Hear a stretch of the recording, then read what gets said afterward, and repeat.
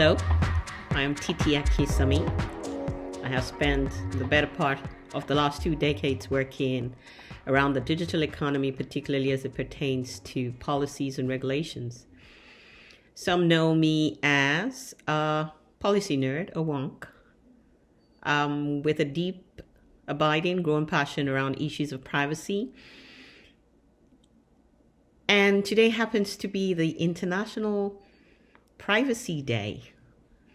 The theme for this year is Own Your Privacy. I am particularly passionate about what some might call the end user, the consumer.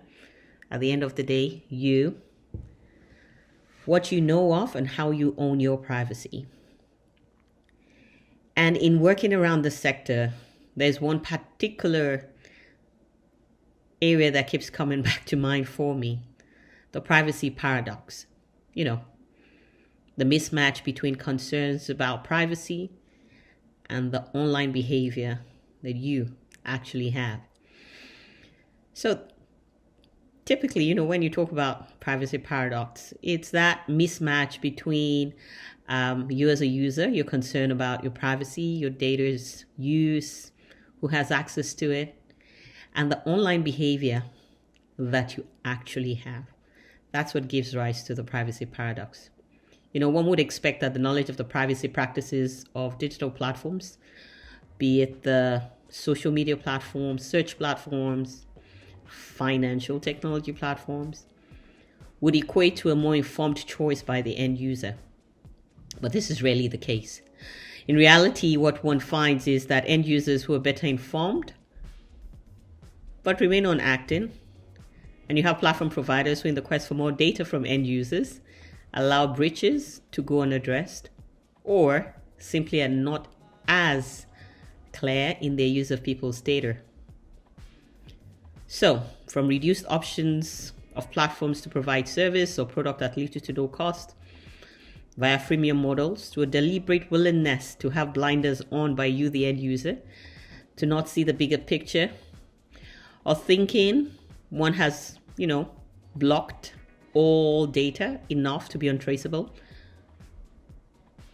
to platforms and providers who purport to have high privacy standards, but in reality have no monitoring systems in place to ensure that third-party app providers are adhering to the use for purpose policy within their agreements. So we end up with a privacy paradox. One where you have no choice sometimes but to say yes, even when you're aware of the consequences.